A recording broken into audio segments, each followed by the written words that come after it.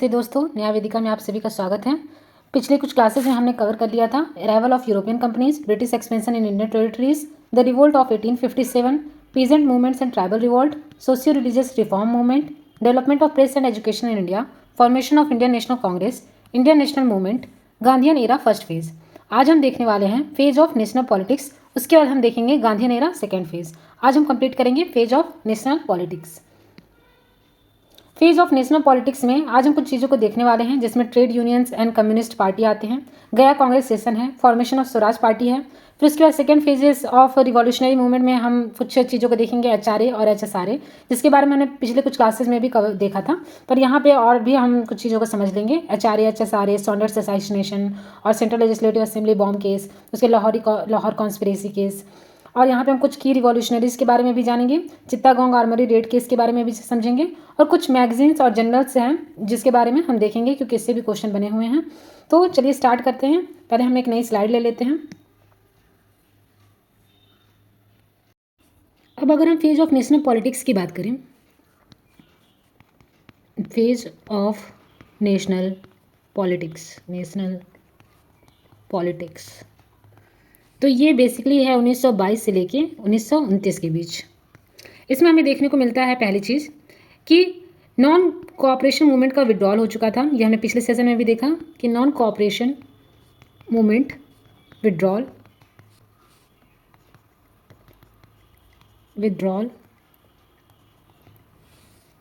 जिसमें हमने देखा था कि चौरी चौरा इंसिडेंट हुआ था, चौरी चौरा इंसिडेंट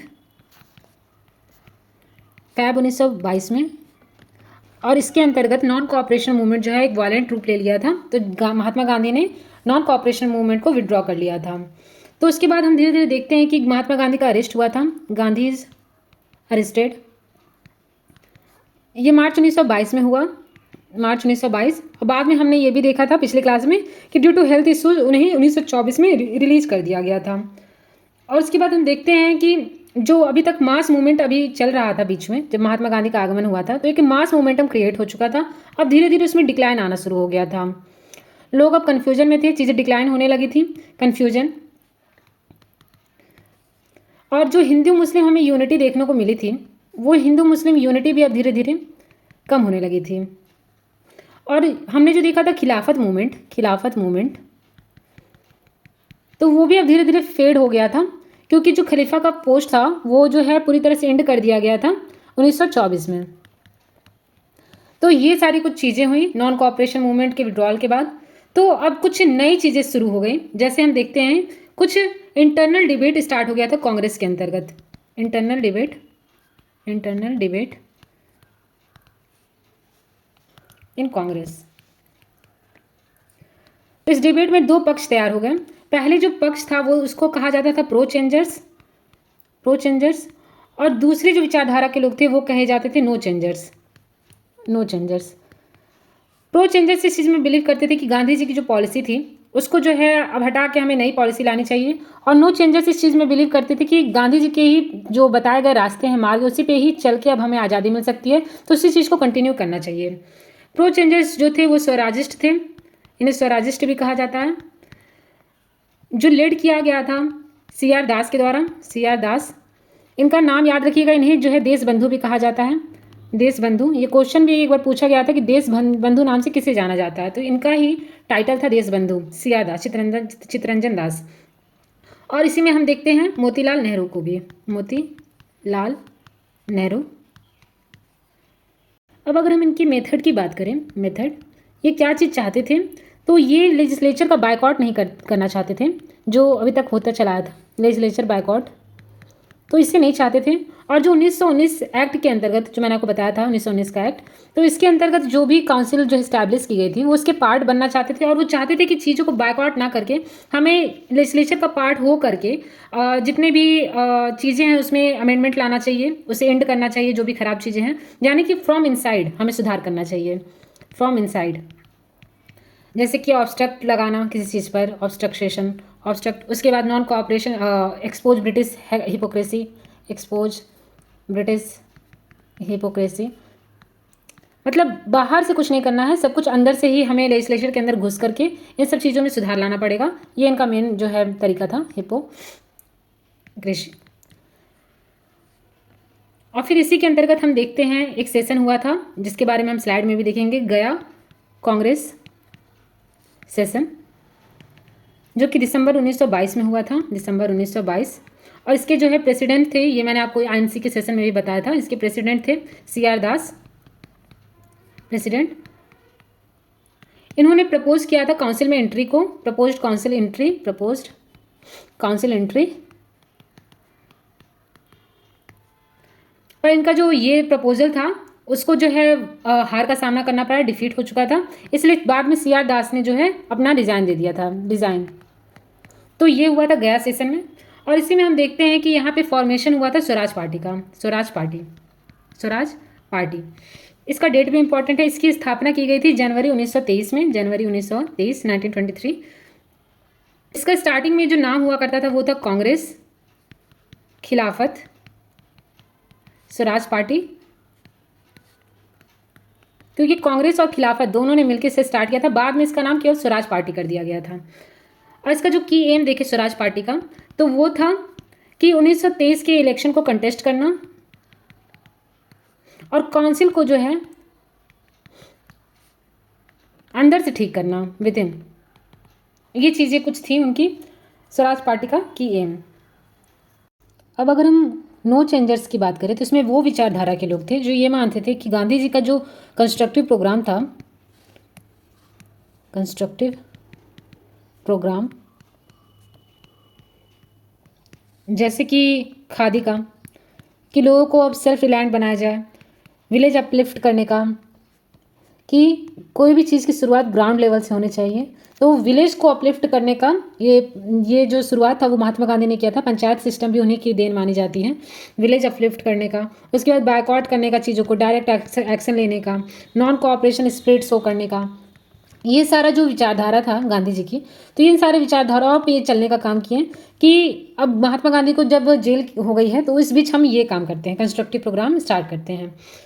इसके अंतर्गत अगर हम देखें कि कुछ मेन लीडर्स थे, जैसे कि श्री राजगोपालाचारी,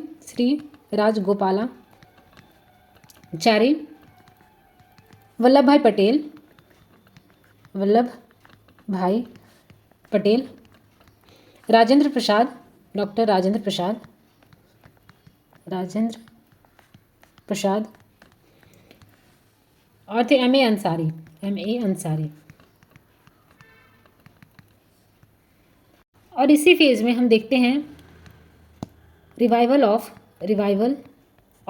रिवॉल्यूशनरी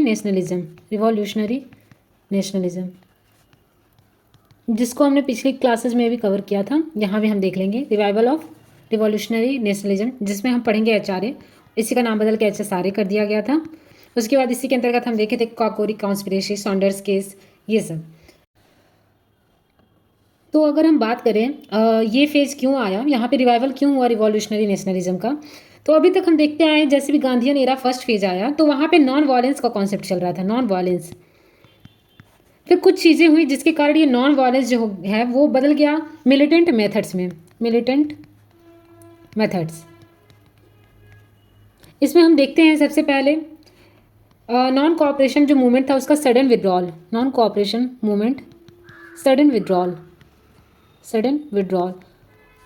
उसे अचानक से वापस लिए जाने के कारण जो मेनी यूथ्स जो यंग पीपल्स थे उनको बिट्रेड फील हुआ, उन्होंने कहा कि अब इस राह पे चलने से कुछ नहीं होगा, हमें हथियार उठाना पड़ेगा। और हम देखते हैं कि बाद में जो है कम्युनल टेंशन जो है वो राइज हुआ, कम्युनल टेंशन ये धीरे धीरे राइज होता गया। उसी बीच हम आगे देखेंगे कि साइमन कमीशन का बायकॉट, ये भी एक मेन रीज़न बना मिलिटेंट मेथड यूज करने का, साइमन बायकॉट। और फिर हम देखते हैं पुलिस की ब्रुटैलिटी। नॉन कॉपरेशन मूवमेंट के बाद पुलिस भी समझ गई थी कि ये लोग आंदोलन करने के चक्कर में हैं, तो लाठी चार्ज करना ये सब चीज़ें वो पुलिस करने लगी थी, जिसके कारण लाला लाजपत राय की 1928 में लाठी चार्ज से मृत्यु हो गई थी। और इसमें भी आग में घी डालने का काम किया, जनता और ज़्यादा आक्रोशित हो चुकी थी।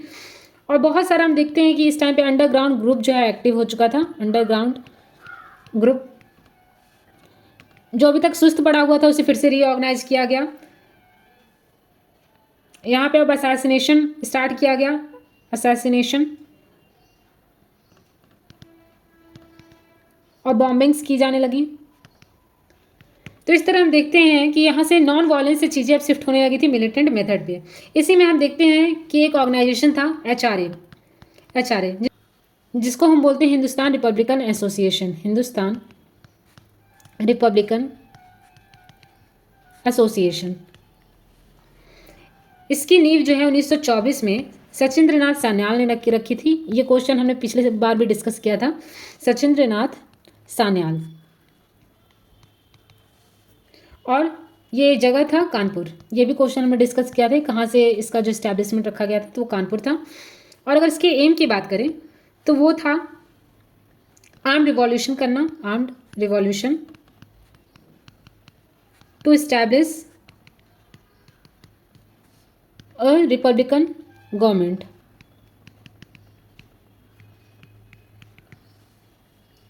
और अगर हम इसके कोर लीडर्स की बात करें, कोर लीडर्स, तो वो थे राम प्रसाद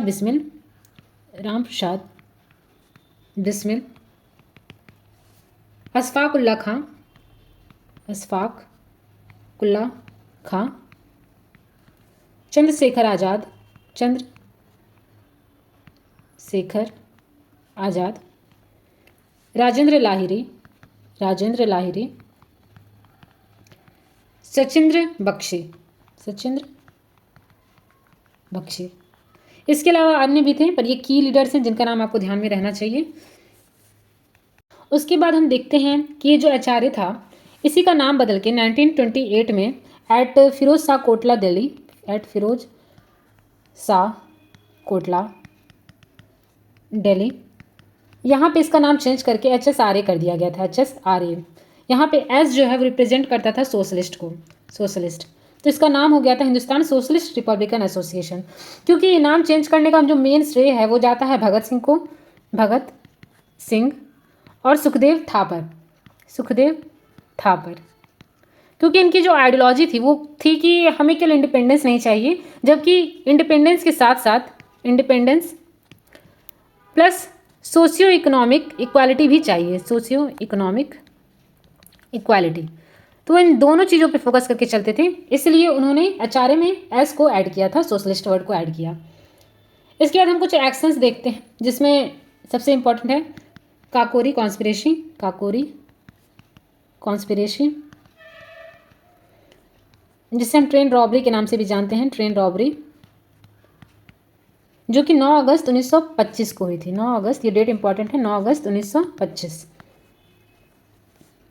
अब अगर हम काकोरी कॉन्स्पिरेसी की बात करें तो इसे जो है एचआरए मेंबर्स ने किया था, एचआरए मेंबर्स। और इन्होंने एक ट्रेन था, एक मालगाड़ी थी जिससे दे लूटेड ए डाउन ट्रेन। और इस ट्रेन से उन्होंने जो ट्रेजरी बैग्स थे, गवर्नमेंट के ट्रेजरी बैग्स इन्हें जो है ले लिया था और इनका यूज किया गया था fund arms and revolutionary activities. तो इस उद्देश्य से उन्होंने ट्रेजरी बैग्स को लूटा था। अब अगर हम बात करें कि इस रॉबरी में कौन कौन शामिल था, तो इसमें हम देखते हैं कि लीडर्स इन्वॉल्व।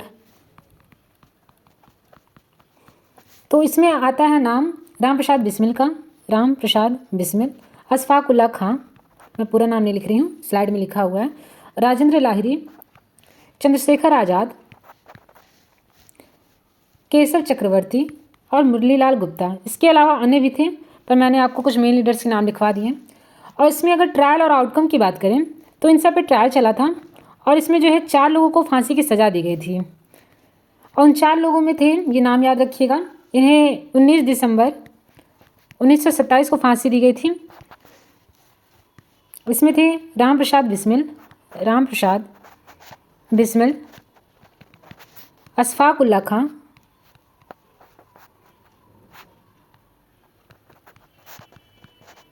राजेंद्र लाहिरी और ठाकुर सोहन सिंह। इसमें हम देखें चंद्रशेखर आज़ाद जो हैं वो उनको जो है यहाँ पे जो है फांसी की सज़ा नहीं दी गई थी। बाद में उन्होंने जब देखा कि चारों तरफ से उन्हें घेर लिया गया था इलाहाबाद में अल्फ्रेड पार्क में, तो उन्हें मंजूर नहीं था अंग्रेज़ों के हाथों मरना, तो उन्होंने खुद को गोली मार ली थी और वहीं पर उनका स्मारक बनाया गया है, चंद्रशेखर आज़ाद। तो ये थी काकोरी ट्रेन एक्शन। अब हम आगे बढ़ते हैं। अब दूसरा जो मेन जो है इवेंट था वो था सॉन्डर्स मर्डर।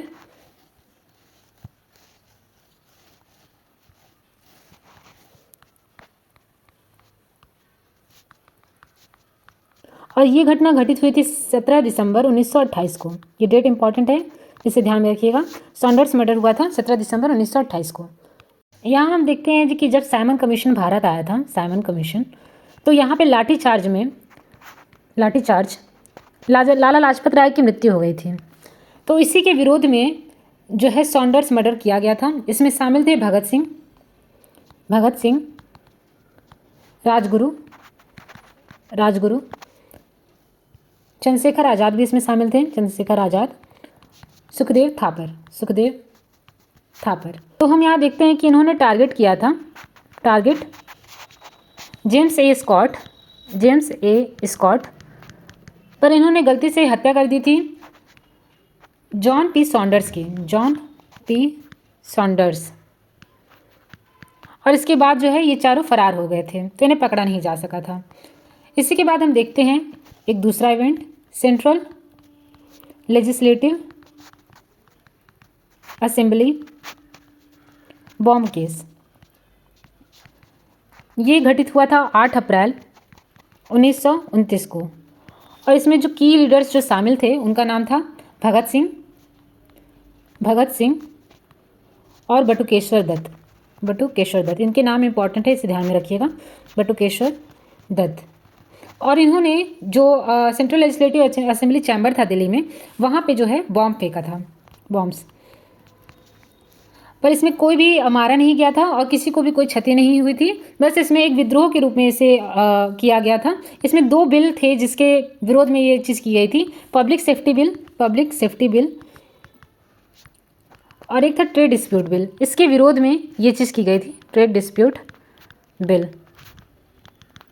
और यहीं पे स्लोगन जो है वो बोला गया था, साउट किया गया था, वो था इंकलाब जिंदाबाद। ये हमने पहले भी देखा है, इंकलाब जिंदाबाद। उसके बाद हम देखते हैं Lahore conspiracy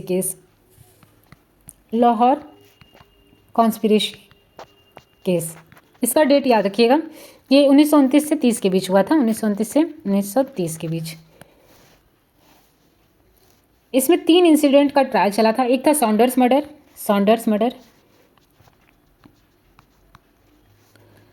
plus assembly bombing और प्लस HSRA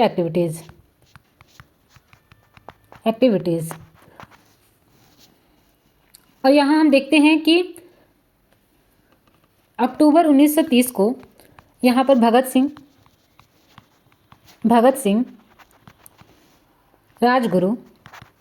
राजगुरु और सुखदेव, इन तीनों को फांसी की सज़ा दी गई थी। वो मोहब्बत भी बड़ी कमाल की रही होगी जिसका रांझा भगत सिंह और हीर आज़ादी रही होगी। और हम यहाँ देखते हैं कि वर्ष 23 मार्च 1931 को प्री मैच्योर डेट था। इस डेट को तय नहीं की गई थी फांसी, पर ये जनता को कोई भी पब्लिक अनरेस्ट ना हो, इसे अवॉइड करने के लिए इसी तारीख को, मतलब मैच्योर जो डेट थी फांसी की, उससे पहले ही यहाँ पे इन तीनों को फांसी दे दी गई थी। तो इसे जो है हम 23 मार्च को मार्टर डे भी मनाते हैं, शहीद दिवस।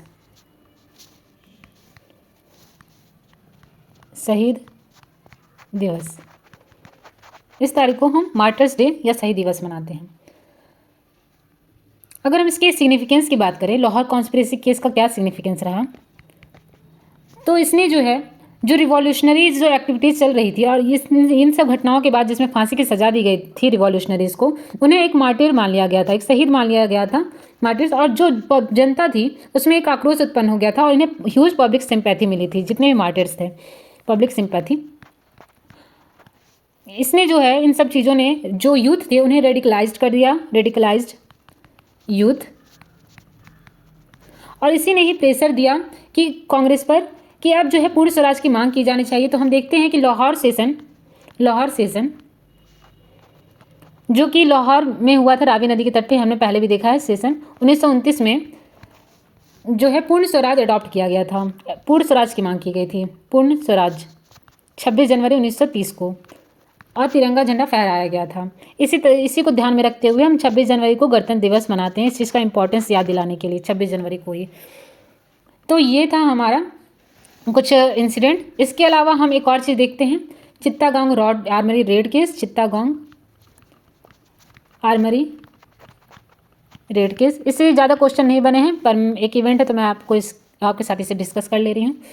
इसका डेट है 18 अप्रैल 1930, 18 अप्रैल 1930। और इसके मेन लीडर का नाम याद रखिएगा। इसके मेन लीडर थे सूर्य सेन, जिन्हें मास्टर दा भी कहा जाता है, मास्टर दा। और अगर इनके मेन एक्शन की बात करें, मेन एक्शन, तो यहाँ पे हम देखते हैं कुछ 65 यंग रिवॉल्यूशनरीज थे, जिन्होंने रेड किया था 2 आर्मरीज इन चित्तागोंग एक जगह थी, वहाँ पे रेड किया था, चित्तागोंग एट नाइट। और इन्होंने बहुत सारे पुलिस आर्मरी को जो है कैप्चर भी कर लिया था, और जितने भी टेलीफोनिक लाइंस थे उसे कट कर दिए थे, और नेशनल फ्लैग को होस्ट किया था, नेशनल फ्लैग होस्ट। और इन्होंने यहाँ तक कि एक प्रोविजनल रिवॉल्यूशनरी गवर्नमेंट भी इस्टेब्लिश कर दी थी, प्रोविजनल रिवॉल्यूशनरी गवर्नमेंट। तो ये कुछ की इवेंट्स थे जो हमने देखा। अब हम आते हैं अपनी स्लाइड पर। ये जो फेज ऑफ नेशनल पॉलिटिक्स था 1922 से लेकर 1929 के बीच का, इसमें कुछ ट्रेड यूनियंस भी स्टैब्लिश किए गए थे, जिसके बारे में मैंने आपको यहाँ बता दिया है। इसके जो की पॉइंट्स हैं इसे आपको ध्यान में रखना चाहिए। जैसे all India Trade Union Congress, इसे स्टैब्लिश किया गया था 1920 में, और इसका फर्स्ट सेशन बॉम्बे में हुआ था। इसके फर्स्ट प्रेसिडेंट की बात करें तो ये नाम इंपॉर्टेंट है, लाला लाजपत राय, और जनरल सेक्रेटरी ये दीवान चमन लाल थे। फर्स्ट स्प्लिट की बात करें तो ये इसका स्प्लिट हुआ था 1920 में नागपुर सेशन में। और अगर हम प्रेसिडेंट की बात करें उस टाइम पे, तो ये भी नाम इंपॉर्टेंट है, जवाहरलाल नेहरू। अगर हम Indian national trade Union Congress की बात करें तो इसका जो है फाउंडेशन स्टोन रखा गया था 1947 में। इसके फाउंडर्स थे वल्लभ भाई पटेल और वीवी गिरी, और इसके फर्स्ट प्रेसिडेंट थे वल्लभ भाई पटेल, ये भी नाम इंपॉर्टेंट है, यहाँ पे याद रखिएगा, वल्लभ भाई पटेल। और हिंद मजदूर सभा के फाउंडेशन स्टोन 1948 में रखी गई थी बाय कांग्रेस सोशलिस्ट। उसके बाद हम देखते हैं कम्युनिस्ट पार्टी ऑफ इंडिया, जिसका फाउंडेशन स्टोन रखा गया था 26 दिसंबर 1925 में कानपुर में। ये हमने पिछले सेशन में एक बार ये क्वेश्चन कवर किया था। उसके बाद इसके फाउंडर थे एम एन रॉय, और इसका प्रेसाइडेड बाय सत्यभक्त सेक्रेटरी इसके से। और स्प्लिट इसमें हम देखते हैं 1964 में, और formation of communist party in India, Marxist का इसमें फॉर्मेशन हुआ था। और यहाँ पे एक और चीज़ है कि 17 अक्टूबर 1920 को कम्युनिस्ट पार्टी ऑफ इंडिया जो है फाउंड की गई थी ताशकंद में, ये भी इंपॉर्टेंट है। कम्युनिस्ट पार्टी ऑफ इंडिया कहाँ स्टैब्लिश की गई थी? ताशकंद में। और यहीं पे हम देखते हैं कि ट्रेड यूनियन मूवमेंट का भी एक तरह से बिगिनिंग हो गया था, जिसमें हम देखते हैं कि फर्स्ट लेबर लीडर थे एन.एम. लोखंडे, और फर्स्ट लेबर यूनियन फॉर्म की गई थी 1918 में, और ऑल इंडिया ट्रेड यूनियन जो है फाउंडेशन स्टोन रखा गया था 1920 में। ये कुछ इंपॉर्टेंट पॉइंट थे ट्रेड यूनियन से रिलेटेड। अब हम आते हैं अपनी स्लाइड पे।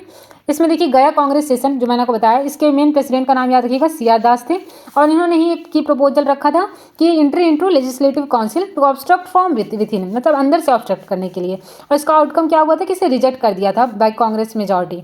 उसके बाद हम देखते हैं फॉर्मेशन ऑफ स्वराज पार्टी, जिसकी स्थापना की गई थी 1923 में। इसका स्टार्टिंग में नाम जैसे मैंने आपको बताया था कांग्रेस खिलाफत स्वराज पार्टी हुआ करता था, और इसका फाउंडेशन स्टोन रखा गया था जनवरी 1923 में प्रयागराज इलाहाबाद में। इसके प्रेसिडेंट का नाम इंपॉर्टेंट है, वो था सी.आर. दास, सेक्रेटरी थे मोतीलाल नेहरू। और इसका वही देखिए ऑब्जेक्टिव था contest elections, inter legislatures, demand responsible government, constitution making, ये सारे इनके कुछ डिमांड थे। और रीजन वही जो मैंने आपको बताया कि नॉन कॉपरेशन मूवमेंट का सस्पेंशन होना आफ्टर चौरी चौरा इंसिडेंट। अब यहाँ हम देखते हैं स्प्लिट इन कांग्रेस, जैसे मैंने आपको बताया था कि 2 तरह की विचारधारा हो गई थी, एक नो चेंजर्स जो कि अपोज्ड काउंसिल एंट्री, और एक थे प्रो चेंजर्स स्वराजिस्ट जो फेवर करते थे काउंसिल एंट्री को। तो यहीं पे उसमें दिखा गया कि जो कंस्ट्रक्टिव प्रोग्राम थे जैसे कि विलेज अपलिफ्टमेंट, खादी, उस पर ये फोकस करके चलते थे, जो गांधी जी की विचारधारा थी। और इसमें जो है मेन लीडर्स की बात करें तो वो थे सी राजगोपालाचारी और वल्लभ भाई पटेल। वहीं अगर हम प्रो चेंजर्स की बात करें तो इसमें थे ये इनका जो मेन स्ट्रेटजी हुआ करती थी वो थे enter legislatures to wreck from inside, अंदर से उसे रेक करने के लिए, और इन्होंने स्वराज पार्टी की स्थापना की। और यहाँ हम देखते हैं कि प्रेसिडेंट ऑफ असेंबली, ये इंपॉर्टेंट नाम है विट्ठल भाई पटेल, इसे याद रखिएगा, विट्ठल भाई पटेल, ना कि वल्लभ भाई पटेल। ये विट्ठल भाई पटेल को जो है वो सरदार वल्लभ भाई पटेल के बड़े भाई माने जाते हैं। और उसके बाद हम देखते हैं second phase of revolutionary movement, जिसमें हमने कुछ एक्शंस को देखा था, पर उसे हम देख लेते हैं। इसके कॉजेस और फीचर्स की बात करें तो जो सोशलिस्ट आइडियोलॉजी थी, जैसे मैंने आपको बताया था, आचार्य का नाम बदल के आचार्य कर दिया गया था, क्योंकि सोशलिस्ट आइडियोलॉजी को ये लेके चलते थे। और यहीं पे हम देखते हैं कुछ मेन रिवॉल्यूशनरी ऑर्गेनाइजेशन जो है वो फॉर्म की गई थी, क्योंकि यहाँ पे जो नॉन कॉपरेशन मूवमेंट का सस्पेंशन हो गया था, तो एक तरह से जो यूथ थे वो भटक गए थे कि अब हमें क्या करना चाहिए, तो उन्होंने रिवॉल्यूशनरी एक्टिविटीज़ करनी शुरू कर दी थी।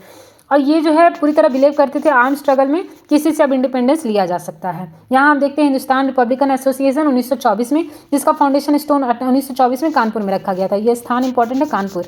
इसके अगर मेन लीडर की बात करें तो ये भी याद रखिएगा, सचिंद्रनाथ सान्याल। और की पब्लिकेशन की बात करें तो ये था the revolutionary philosophy of the bomb. ये इंपॉर्टेंट है, ये आप ध्यान में रखिएगा, फिलॉसफी ऑफ द बॉम्ब और द रिवॉल्यूशनरी। उसके बाद अगर हम इसके मेन ऑब्जेक्टिव की बात करें, देखिए आर्म रिवॉल्यूशन करना अगेंस्ट ब्रिटिश रूल और federal Republic in India establish करना, अचीव कंप्लीट इंडिपेंडेंस। अब अगर हम इसके की मेंबर्स की बात करें तो वो थे राम प्रसाद बिस्मिल। ये नाम सारे इंपॉर्टेंट, क्योंकि कई बार जो दूसरे एक्शंस होते हैं उनके कुछ लीडर्स के नाम दे दिए जाते हैं और पूछते हैं कि इसमें कौन से इसके मेंबर थे और कौन से नहीं थे। तो इसमें की मेंबर्स में राम प्रसाद बिस्मिल थे, जोगेश चंद्र चटर्जी थे, अशफाक उल्ला खां थे, भगत सिंह थे, राजेंद्र लाहिरी थे और रोशन सिंह थे। अब हम नेक्स्ट स्लाइड पे आते हैं। इसमें है हिंदुस्तान सोशलिस्ट रिपब्लिकन एसोसिएशन। इसका 1928 में फॉर्मेशन किया गया था। इसके फाउंडेशन स्टोन की बात करें तो 8 से 10 दिसंबर 1928 के बीच रखा गया था, फिरोज शाह कोटला ग्राउंड, दिल्ली, जो मैंने आपको बताया था। इसके मेन लीडर का नाम याद रखिएगा, चंद्रशेखर आज़ाद। ये इसके मेन लीडर थे, चंद्रशेखर आज़ाद। इसके ऑब्जेक्टिव की बात करें तो इसका मेन ऑब्जेक्टिव था तो establish socialist Republic in India, यानी कि इंडिपेंडेंस तो चाहिए प्लस सोशियो इकोनॉमिक इक्वालिटी भी चाहिए। की लीडर्स की बात करें तो इसमें थे भगत सिंह, भगवती चरण वोहरा, सुखदेव, विजय कुमार सिन्हा, शिव वर्मा और जयदेव कपूर। अब अगर हम सॉन्डर्स असैसिनेशन की बात करें, देखिए इसका रीजन वही लिखा है, रिवेंज फॉर लाठीचार्ज और Lala Lajpat Rai during anti Simon Commission protest. Lala Lajpat Rai इसमें उनकी मृत्यु हो गई थी 17 नवंबर 1928 को। तो इसी के विरोध में अटैक किया गया था 17 दिसंबर 1928 में लाहौर में। और इसमें भगत सिंह, राजगुरु, चंद्रशेखर आज़ाद ये सारे शामिल थे, पर उन्होंने स्कॉट की जगह गलती से सॉन्डर्स की हत्या कर दी थी। यहाँ पे देखिए दूसरा तो central legislative assembly bomb incident, ये 1929 में हुआ था। इन सब का क्रम भी आप ध्यान में रखिएगा। देखिए सॉन्डर्स असैसिनेशन पहले हुआ था, उसके बाद central legislative assembly bomb case हुआ, तो उसके बाद लाहौर कॉन्स्पिरेसी केस का ट्रायल चला था। तो central legislative assembly bomb case की बात करें तो ये 8 अप्रैल 1929 को हुआ था। इसमें भगत सिंह और बटुकेश्वर दत्त शामिल थे और इन्होंने दिल्ली में सेंट्रल असेंबली में एक बॉम्ब जो है वो फेंका था। और मोटिव था इनका मेक द डीप हियर, जो लॉज थे उनको जो है ऑपरेसिव लॉज उनके विरोध में किया गया था, पब्लिक सेफ्टी बिल और ट्रेड डिस्प्यूट बिल के अगेंस्ट। और उन्होंने शाउट किया था इंकलाब जिंदाबाद। आफ्टर मैथ की बात करें तो led to their arrest and triggered the Lahore conspiracy case. इसके बाद हम देखते हैं कि उनका अरेस्ट हुआ और लाहौर कॉन्स्पिरेसी केस चली थी। यहाँ पे देखिए सॉन्डर्स मर्डर से रिलेटेड और जो भी उन्होंने अच्छा सारे बॉम्ब जो फैक्ट्री थी उन्हीं के आधार पे ये केस चलाया गया था। और इसमें की अक्यूज का नाम देखिए भगत सिंह, बटुकेश्वर दत्त, सुखदेव, राजगुरु और किशोरी लाल, ये सब थे। ट्रायल हुआ बिगेन जून 1930 में और 291 लोग कन्विक्ट किए गए थे और 42 को जो है फांसी दी गई थी और 114 को लाइफ सेंटेंस दिया गया था। इसमें एग्जीक्यूशन की बात करें तो मेनली भगत सिंह का नाम याद रखिएगा, सुखदेव और राजगुरु को, जिन्हें 23 मार्च 1931 में लाहौर में फांसी दे दी गई थी। यहाँ पे एक और चीज़ है, भगत सिंह ने नौजवान भारत सभा यूथ सोसाइटी की इस्टेब्लिश की गई थी, जिसका फाउंडेशन स्टोन 1926 में पंजाब में रखा गया था और इसके फाउंडर्स थे भगत सिंह और उनके एसोसिएट। इसका एम यही था mobilise youth against British rule, secular socialist leanings. उसके बाद देखिए यहाँ पे चंद्रशेखर आज़ाद के बारे में कुछ पॉइंट्स हैं। जैसे उनका जन्म 30 जुलाई 1906 में बोबरा में हुआ था। रोल इनका देखिए अच्छा सारे रीऑर्गेनाइजर थे। उनकी डेथ जो है देखिए 27 फरवरी 1931 को हुई थी। इन्होंने खुद को ही शॉट किया था during police encounter in Alfred Park Prayagraj. Jatin Das की बात करें तो ये भी अच्छा सारे में बॉम्ब मेकर थे और इन्होंने ऑर्गेनाइज किया था लाहौर जेल प्रोटेस्ट। ये भी इंपॉर्टेंट है कि लाहौर जेल में इन्होंने हंगर स्ट्राइक की थी। ये भी क्वेश्चन बनता है किसने की थी, जतिन दास ने। In Lahore central jail for political prisoners right, political prisoners के भी राइट को इन्होंने दिखाने के लिए हंगर स्ट्राइक किया था। इनकी डेथ देखिए 13 सितंबर 1929 में हो गई थी, मात्र 24 साल की उम्र में। ये देखिए चित्तागोंग आर्मरी रेड केस है। इसमें मेन लीडर का नाम याद रखिएगा, सूर्य सेन, जिन्हें मास्टर दाग के नाम से भी जाना जाता है। और इसमें कुछ वोमेन रिवॉल्यूशनरीज भी थी, जिसमें थी प्रीतिलता वाडेदार और कल्पना दत्ता, ये कुछ वोमेन रिवॉल्यूशनरीज थी। और यहाँ पे अब देखिए हम कुछ रिवॉल्यूशनरी जर्नल्स और मैगजीन्स के बारे में देख लेते हैं। एक है युगांतर, जिसे लिखा था बारेंद्र कुमार घोष ने और भूपेंद्र दत्त ने। भवानी मंदिर, ये लिखा था श्री अरविंद घोष ने। संध्या लिखा था ब्रह्म बंधु उपाध्याय ने। भारत माता लिखा था भाई परमानंद और अजीत सिंह ने। तलवार लिखा था वीरेंद्र नाथ चट्टोपाध्याय ने। फ्री हिंदुस्तान लिखा था तारकनाथ दास ने। बंदी जीवन लिखा था सचिंद्र नाथ सान्याल ने। गीता रहस्य लिखा था बाल गंगाधर तिलक ने, ये इंपॉर्टेंट है। वंदे मातरम देखिए लिखा था विपिन चंद्र पाल, लाला लाजपत राय, श्री अरविंदो घोष। ये तीनों में से किसी का भी नाम आपको मिल जाए तो सही होगा। कर्मयोगिनी की बात करें तो श्री अरविंद घोष ने लिखा था। न्यू इंडिया विपिन चंद्र पाल ने लिखा था। वर्तमान रणनीति, ये लिखा था बारेंद्र कुमार घोष ने। गदर, ये इंपॉर्टेंट है, इसे याद रखिएगा, लाला हरदयाल, ये हमने पिछले सेशन में भी देखा था। केसरी और मराठा मैगजीन के बारे में मैंने आपको बताया था, ये बाल गंगाधर तिलक ने ही लिखा था। अनुशीलन समिति की बात करें तो ये सतीश चंद्रा ने ही लिखा था। हिंद स्वराज महात्मा मोहनदास करमचंद गांधी ने लिखा था। The Indian struggle Subhash Chandra Bose, ये भी इंपॉर्टेंट है। और ये भी important, why am an atheist, ये एक अच्छी बुक है, आप चाहें तो पढ़ सकते हैं, इसे भगत सिंह ने लिखा था। तो आज हमने देख लिया है फेज ऑफ नेशनल पॉलिटिक्स, जिसमें हमने कुछ सेशंस देखे, स्वराज पार्टी की स्टैब्लिशमेंट देखी, कुछ ट्रेड यूनियंस के बारे में जाना, कुछ मेजर कॉन्स्पिरेसीज थे, जो केसेस थे, कुछ इंसिडेंट थे वो हमने देखा, कुछ मेजर रिवॉल्यूशनरीज के बारे में देखा, और कुछ मैगजीन्स, जर्नल और बुक्स के बारे में देखा। अब हम आते हैं क्वेश्चन पे। अब हम इससे रिलेटेड कुछ प्रीवियस ईयर क्वेश्चन देख लेते हैं, जो कि यूपीएपीओ में, यूपीपीसीएसजे में और यूपीपीएससी के कुछ एग्जाम्स में पूछे गए हैं। तो यहाँ पे देखिए पूछा गया पहला question, the Swaraj party was founded by. तो ये हम देख चुके हैं, स्वराज पार्टी की स्थापना किसने की थी, तो ये थे मोतीलाल नेहरू। यहाँ पर देख लीजिए, यहाँ पे मोतीलाल नेहरू। हम दूसरे क्वेश्चन पे आते हैं। यहाँ पे पूछा गया है कि what is the name of the national leader who became the president speaker of the central legislative assembly in 1925। तो ये होंगे विट्ठल भाई पटेल, मैंने आपको बताया था, ये देख लीजिए, यहाँ पे मैंने आपको बताया था विट्ठल भाई पटेल, प्रेसिडेंट ऑफ असेंबली 1925। तो ये विट्ठल भाई पटेल हुए। अब नेक्स्ट क्वेश्चन है, Swaraj party was formed by. तो यहाँ हमने देखा था कि स्वराज पार्टी फॉर्म की गई थी सीआर दास और मोतीलाल नेहरू। यहाँ इन दोनों में से अगर किसी का भी नाम दिया है तो आप टिक लगा सकते हैं, यहाँ पे दोनों का ही नाम मेंशन है, तो सीआर दास और मोतीलाल नेहरू दोनों आंसर हो जाएगा, यानी कि इसका सी ऑप्शन सही है। उसके बाद है, who of the following is known as Deshbandhu. ये भी मैंने आपको बताया है, चितरंजन दास को देशबंधु के नाम से जाना जाता है। उसके बाद है, who was the first president of all India Trade Union Congress. तो ये भी मैंने आपको बताया था, इसका थी लाला लाजपत राय। उसके बाद who was the first president of all Indian trade Union Congress. तो ये थे लाला लाजपत राय। एक मिनट मैं आपको दिखा देती हूँ, यहाँ पे देखिए, all India Trade Union Congress, इसके फर्स्ट प्रेसिडेंट थे लाला लाजपत राय। ये क्वेश्चन पूछा गया है। उसके बाद है, who among the following had presided over the All India Trade Union Congress held at Nagpur in 1929। तो इसका आंसर हो जाएगा जवाहरलाल नेहरू। ये भी मैंने आपको बताया है, यहाँ देख लीजिए, प्रिसाइडेड एट द टाइम, तो ये थे जवाहरलाल नेहरू। तो इस तरह आज हमने कवर कर लिया है फेज ऑफ नेशनल पॉलिटिक्स 1922 से 1929। नेक्स्ट सेशन में हम देख लेंगे गांधीयन एरा सेकेंड फेज को। अगर आपको आज की क्लास अच्छी लगी हो और चीज़ें समझ में आ रही हों तो न्याय वेदिका के चैनल को ज़्यादा से ज़्यादा लाइक कीजिए, शेयर कीजिए, सब्सक्राइब कीजिए। और आपका कोई भी ओपिनियन या सजेशन है तो आप उसे कमेंट बॉक्स में ज़रूर लिखिएगा। आपके द्वारा इस चैनल को लाइक करना, शेयर करना और सब्सक्राइब करना हमारे लिए एक मोटिवेशन का काम करता है, जिससे हम आगे और भी सब्जेक्ट्स को भी कवर करने के लिए मोटिवेट होंगे। तो इसलिए आपका साथ बहुत ज़्यादा ज़रूरी है, तभी हम इस सीरीज़ को कंटिन्यू कर पाएंगे। और अगर आपको ये स्लाइड चाहिए होगी जिससे यहाँ आपकी क्लासेस कवर कराई जाती हैं, ये स्लाइड कुछ सैम्पल्स हैं, तो आप इस व्हाट्सएप नंबर पे कांटेक्ट कर सकते हैं। आपको ये स्लाइड केवल 49 रुपीज़ में मिल जाया करेगी। और इसके साथ ही आपको जो भी यहाँ PYQ डिस्कस किए जाते हैं उसका भी PDF प्रोवाइड करा दिया जाएगा, जो कि बिल्कुल फ्री है। ये जो PYQ का PDF होगा उसमें आपको जितने भी क्लासेज हो चुकी हैं उसके PDFs दे दिए जाएंगे, और जैसे जैसे आगे की क्लासेज होती रहेंगी आपको PDF प्रोवाइड कराया जाता रहेगा। और इसके साथ ही आपको ये जो वेदिका कैप्सूल के बारे में मैंने आपको बताया, जो ये स्लाइड्स हैं, ये भी आपको दे दी जाएगी, जिससे आप ज़्यादा से ज़्यादा इसका यूज़ कर सके। इसमें हर चीज़ें बहुत ही क्रिस्प और शॉर्ट फॉर्म में दी गई हैं, केवल वही चीज़ें इसमें मेंशन है जो कि आपके एग्जाम पॉइंट से रिलेवेंट हैं। तो इससे आप कम समय में ज़्यादा से ज़्यादा चीज़ें ग्रास्प कर पाएंगे। तो आप इसे ज़रूर परचेज़ कीजिएगा। थैंक यू सो मच, मिलते हैं अगले सेशन में।